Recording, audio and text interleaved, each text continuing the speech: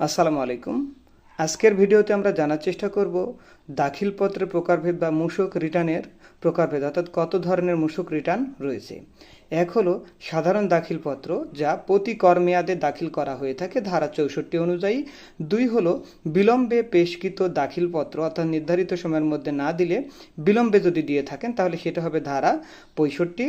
তিন হলো সংশোধিত দাখিলপত্র, অর্থাৎ আগে ভুল রিটার্ন দাখিল করেছেন সেটা আবার সংশোধন করবেন, ধারা হলো 66। চার হলো পূর্ণ অতিরিক্ত বা আপনার বিকল্প দাখিলপত্র, সেটা হলো 67 ধারা। পাঁচ হলো টার্নওভার কর দাখিলপত্র। ছয় হলো চূড়ান্ত দাখিলপত্র, অর্থাৎ কমিশনারের কাছে দাখিলকৃত, যা নিবন্ধন বাতিলের সময় আপনার চূড়ান্তভাবে দাখিল করা হয়ে থাকে, ধারা 9, অর্থাৎ উপধারা 6 খ 15 দিনের মধ্যে। ঠিক আছে, ধন্যবাদ সবাইকে।